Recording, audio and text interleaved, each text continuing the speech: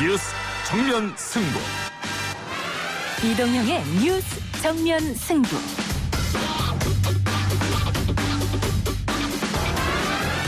청취자 여러분 안녕하십니까. 이동형의 뉴스 정면 승부 담당 PD 김우성입니다. 휴가를 간 이동형 작가를 대신해 오늘도 저와 함께 하시죠. 코로나19 상황이 심각합니다. 필수적인 활동 외엔 자제해달라는 중대본의 호소가 있었습니다. 그런데 자제와는 거리가 먼 곳도 있습니다.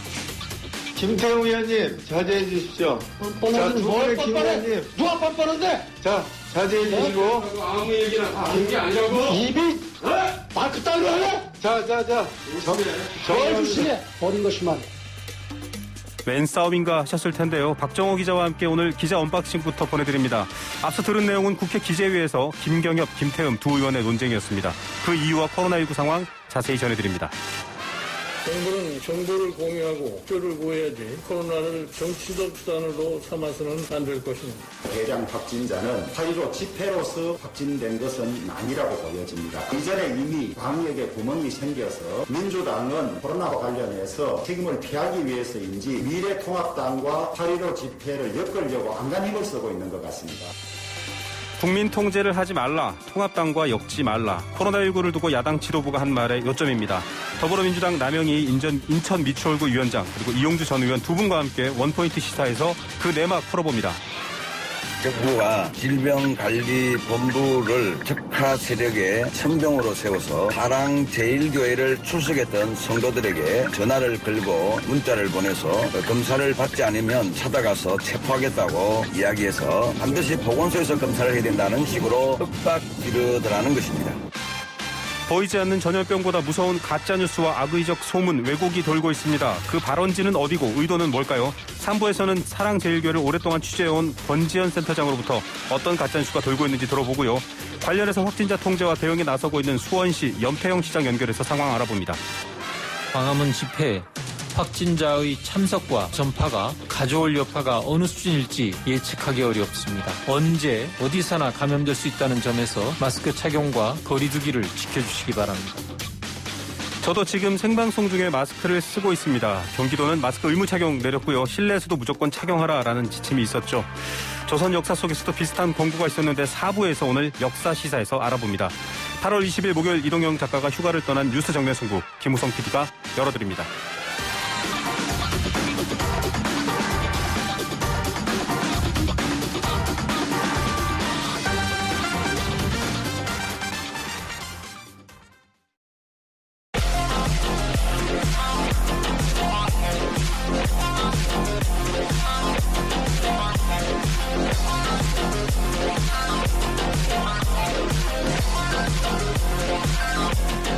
네, 오늘 나온 뉴스들을 언박싱해드리는 기자 언박싱. 오마이뉴스 박정호 기자 나오셨습니다. 안녕하십니까? 네, 안녕하십니까? 네, 이동영 작가가 없어서 당황하셨겠어요. 네, 어디 갔나 했습니다. 좀 쉬어야 더 잘할 수 있다고. 네. 혹시 또 청취자분들 또 유튜브로 보고 계신 분들 소리나 좀 불편함이 있으실지 모르겠는데요. 요즘 그 콜센터 전화하시면 그 직원들이 마스크 쓰고 있어서 네. 양해 바란다 이런 멘트 있잖아요. 좀 저희가 솔선수범해서 마스크 착용을 좀 해보려고 합니다. 특히 지금 오늘 네. SBS 상암사옥도 폐쇄가 됐거든요. 예. 방송국도 지금 안전지대가 아니어서 한번 저희가 경각심 차원에서 마스크를 썼는데 박정우 기자께서는 불편하시면 잠시 네. 벗으셔도 됩니다. 하다가 불편하면 벗겠는데요. 네. 쭉 한번 껴보고 저도 네. 방송 한번 해보겠습니다. 네, 국민 여러분 마스크 착용이 이렇게 중요합니다. 그리고 저희 기술팀이 매시간 소독을 하고 있기 때문에 또 걱정 안 하셔도 됩니다. 네. 자, 코로나19 상황 알아보겠습니다. 신규 확진자 수 여전히 줄지 않네요. 그렇습니다. 오늘 0시 기준으로 국내 코로나19 신규 확진자가 288명 늘었는데요. 감염 경로를 보면 지역 발생이 276명, 해외 유입이 12명이었습니다. 네. 지역 발생 확진자를 지역별로 보면 서울이 135명, 경기도 81명, 인천이 10명, 수도권이 226명이었고요. 네. 이 밖에 부산이 15명, 대전 8명, 강원, 전북, 경북 5명, 충남 4명, 대구, 전남, 경남 각 2명, 광주, 충북 각 1명 이렇게 확진자가 나왔습니다. 네. 특히 이 서울 성북구의 사랑제일교회 관련 확진자가 계속해서 늘어나고 있습니다. 오늘날 12시 기준으로 어제보다 53명이 추가로 확진돼서 누적 확진자가 676명입니다. 네, 참 많이 늘어나고 있어요. 네, 계속. 저희 지금 유튜브 창에 김삼래님을 비롯해서 청취자분들께서 불편한 거 없습니다. 잘 들립니다라고 하셨는데 마스크 하는 게 맞습니다. 이런 응원글도 네. 올라오고 있습니다. 자, 사랑제일교회 발 확진 지금 참 걱정인데 오늘 이렇게 대국민 입장문 광고를 냈습니다. 예. 방역에도 협조가 안 될 뿐더러 이런 입장문 내용까지 지금 황당하거든요.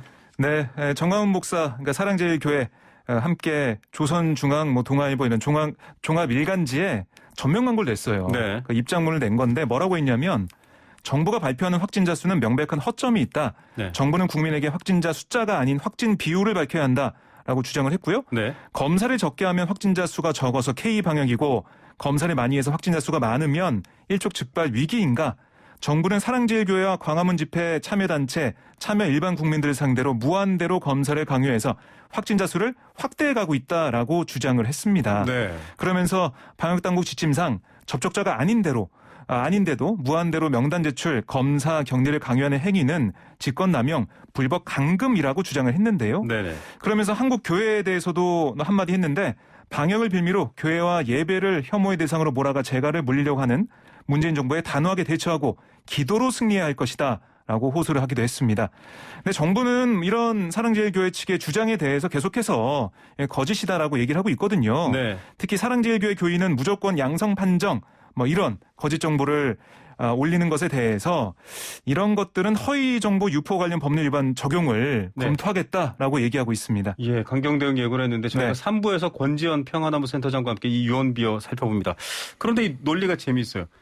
검사를 많이 해서 확진자가 네. 많이 나오고 적게 해서 적게 나왔다. 이게 사실은 일본이 확진자가 적었을 때 이런 비판을 조금 했었잖아요. 그렇습니다. 이게 일본이 하고 있는 방식을 따라하라는 건지 참 이해할 수가 없는 부분인데요. 네. 그러니까 최대한 빨리 확진자들을 찾아내서, 그러니까 감염자를 찾아내서 격리하는 게 중요하거든요. 네. 그러니까 빨리 찾아내서 신속하게 대응하는 그런 방역에 대해서 전 세계적으로 찬사를 보내고 있는데 사랑제일교회, 그러니까 정광훈 목사는 이게 잘못됐다고 주장하는 거잖아요. 맞습니다. 많이 검사했으니까 많이 나왔으니까 이건 정부가 왜곡한 거다라는 식으로 주장을 하고 있어요. 네. 검사하지 말라는 소린 건지. 아마 이거는 우리 국민들이 판단하실 겁니다. 네, 광화문도 지금 사실은 여러 역학조사를 하는 의학계에서 네. 이견이 있었는데 지금은 또 통일되고 있습니다. 어느 정도 정리가 되고 있는데 확진자 많이 나오고 있죠. 그렇습니다. 오늘날 12시 기준으로 총 60명인 것으로 확인되고 있는데요. 이 중 광화문 집회에 앞서 집단 감염이 발생한 사랑제일교회 관련 확진자가 42명이었습니다. 네. 나머지 18명은 집회 장소에 머물렀던 것으로 알려졌는데 교회 관련성은 지금 확인 중입니다. 당국이 걱정하는 건 이 네. 집회 관련 확진자들이 전국적으로 분포돼 있다는 그렇죠. 그런 점들 이게 좀 걱정되고 있고 전세버스를 빌려서 올라왔으니까 여기 명단을 어떻게 확보해서 어떻게 확진 판정을 내리고 그러니까 감염 정도를 파악해서 확진 판정을 내릴지 이게 지금 관건이거든요. 네네. 긴장을 좀 하고 있고 여러 가지 지자체에서도 이 공권력을 동원해서 확인 중에 있습니다. 그리고 광고절 집회에 투입됐던 서울지방경찰청 기동대 소속 경찰관 3명도 확진 판정을 받았습니다. 그래서 이것도 참 걱정이 되고 있고요. 그리고 강원 집회에서 정광훈 목사 옆에서 물병을 건네고 손을 잡는 모습 등이 포착됐던 네. 주옥순 엄마부대 대표가 아프다고 기사가 났었는데. 네, 몸살 난다고 그랬죠. 남편과 함께 확진 판정을 받았습니다. 근데 걱정되는 게 지금 기자분들도 현장 취재를 많이 다니잖아요. 네. 또 가까이서 취재해야 더 정확한 팩트를 확인할 수 있기 때문인데 그렇습니다. 걱정이 많으시겠어요? 그래서 취재 기자들 같은 경우는 광화문 집회 취재했던 기자들 제가 알기로는 지금 다 검사를 받고 네. 자가격리 들어간 기자들도 있고요. 네네. 그런 식으로 조심을 하고 있습니다. 또 언론사 자체에서도 여러 가지 방역 수칙 또 기준을 만들어 가지고요. 최대한 조심하고 있는 그런 상황이고 국회에도 보면 기자회견장의 자리를 네. 30%만 채우게. 그러니까 많이 거리를 두게 만들고 있고요. 그 기자실 부스도 최대한 인원을 많이 좀 빼라. 그렇게 좀 얘기를 하고 있습니다. 국회에서도. 예, 이런 상황에 좀 눈살 찌푸리는 뉴스가 나왔는데 사랑제일교회 교인 보건소 직원을 껴안고 또 침도 뱉었어요. 네, 지난 17일 오전 포천시 보건소 관계자들이 50대 A씨와 아내 B씨가 운영하는 포천시의 식당을 찾았는데요. 이 부부가 사랑제일교회 교인으로 지난 15일 그 집회 참석을 한 다음에 검사 대상이었습니다. 네. 하지만 검사를 받지 않았어요. 그 이유 때문에 보건소 직원들이 찾아간 건데요. 네. 현장에서 검체를 채취하려고 하니까 이들이 우리가 만난 사람도 많은데 왜 우리만 검사를 받아야 하냐? 네. 검사를 거부했습니다. 네네. 그러면서 보건소 직원들의 팔 등을 건드리며 우리가 직원들을 만졌으니까 당신들도 검사를 받으라 라고 네. 난동을 부렸는데요. B씨는 그러니까 아내 B씨는 직원을 껴안고 네. 이후 자신의 차 안에 침을 뱉기도 했습니다. 네. 결국 보건소에 데려가서 검사를 했는데요. 확진 판정을 받았어요. 결국에. 하지만 검사를 다시 해달라라며 격리 수칙을 어기고 인근 병원으로 차를 몰고 가는 등 소동까지 일으켰습니다. 결국 경찰까지 출동해서 이들 부부는 안산 생활치료센터로 옮겨졌고요. 네. 이들 부부가 확진 판정을 받음에 따라서 당시 현장에 갔던 포옹을 당했던 보건소 직원 2명도 자가격리 상태입니다. 아니 이렇게까지 참 국민들이 이해하지 못할 상식적으로도 이해하지 못할 네. 행동을 하는데 이재명 지사도 지금 굉장히 엄격한 대인 접촉 삼가해달라 발표했는데 일부 개신교계는 또 예배 강행한다고요. 네, 그러니까 교계 연합기관 중 하나인 보수 색채가 강한 것으로 평가받는 한국교회연합 한교연이 어제 소속 회원들에게 메시지를 보냈어요. 네. 뭐라고 보냈냐면 한교연에 소속된 교단과 단체는 현 정부가 발표한 수도권 지역 교회의 예배 금지 명령을 받아들일 수 없다라고 네. 얘기를 했는데요. 이어서 모든 교회는 정부 방역 지침대로 철저히 방역에 힘써야 할 것이며 우리는 생명과 같은 예배를 멈춰서 안 된다라고 강조했습니다. 네. 이에 대한 책임을 다 한교연이 지겠다라고 주장하기도 했는데 나중에 들어보니까 모든 책임 지겠다는 게 뭐냐 그랬더니 교회와 더불어 회원 교단과 더불어 감염병 예방법 위반 때 내야 하는 300만 원 이하 벌금은 감당하겠다 이거였습니다. 네. 근데 이게 돈이 문제가 아니라 그렇죠. 돈이 문제가 방역에 아니죠. 협조해서 이게 한 사람 감염돼서 끝나는 게 아니라 그게 퍼지기 때문에 모든 국민들의 안전을 위협하는 거거든요. 네. 이해할 수 없는 상황이 계속 벌어지고 있습니다. 이 종교 색채 때문에 사실 정치권 공방도 큽니다. 네. 서로 정치적인 이 부분에 대해서 좀 공방이 있는데 민주당은 지금 통합당을 겨냥하고 있어요. 그렇습니다. 김태년 원내대표 오늘 당 정책조정회의에서 이렇게 얘기했습니다. 지금 상황은 지난 봄 신천지 사태 이상으로 엄중하다.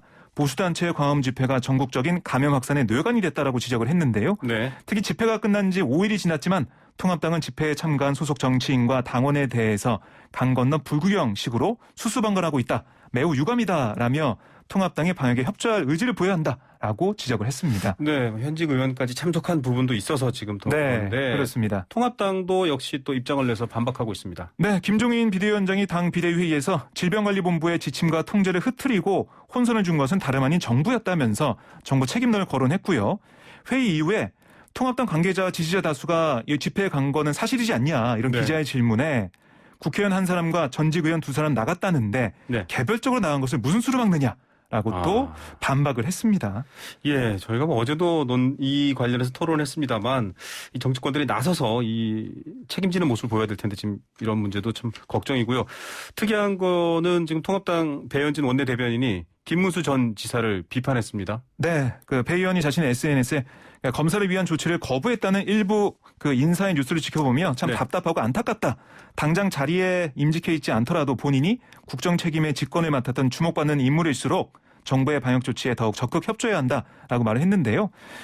뭐 보도가 됐지만 아시겠지만은 김문수 전 지사가 지난 17일 코로나19 검진을 요청한 경찰관들에게 왜 나를 데려가려고 하느냐. 네. 내가 국회의원을 3번 했다.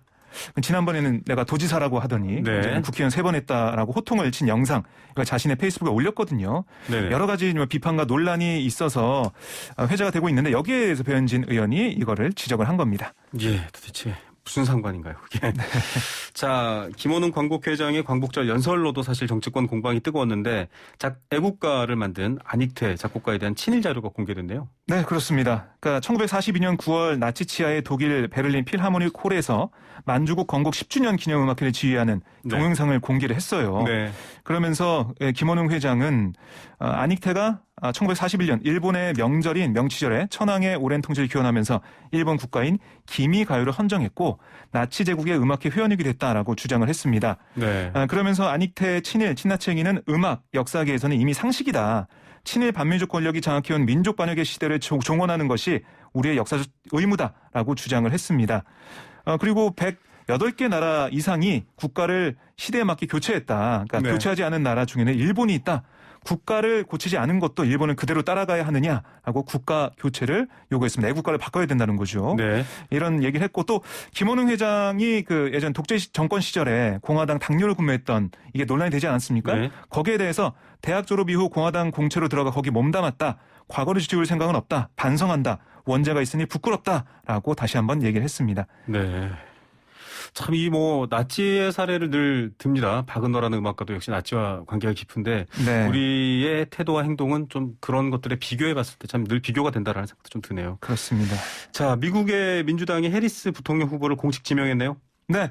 당선되면 미 헌정사상 첫 여성 부통령이자 첫 흑인 부통령의 탄생이라는 역사적 기록을 세우게 되는데요. 뭐 여러 미국 언론들을 보면 워싱턴 포스트, CNN 언론을 보면 이 지명에 대해서 역사적 지명이다. 역사를 만들었다고 평가를 했습니다. 네. 해리스 의원이 후보 지명 직후 수락 연설을 했는데요. 트럼프 대통령을 향해서 우리의 비극을 정치적 무기로 삼는 대통령이다라고 직격을 했고요. 트럼프의 리더십 실패가 생명과 생계를 희생시켰다라고 정면 비판을 했습니다. 그러자 트럼프 대통령이 이걸 보고 바로 또 트윗을 날렸어요. 네, 역시 트윗이군요. 해리스 의원은 바이든을 네. 인종차별주의자라고 부르지 않았는가.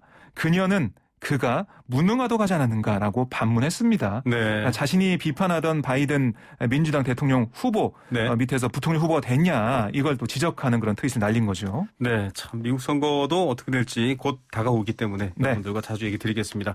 자, 마스크 쓰고 언박싱 하셨는 동안 어떠셨어요? 근데 불편하지 않는데요? 괜찮은데요? 네. 자, 뭐 유튜브로 아미님 더운 날 마스크 끼고 고생하시나요라고 하셨고요. 체리블루님은 네. 두 분이 마스크를 쓰니 잘생겨 보인다라고 뜻밖의 효과 하나를 얻었습니다. 네.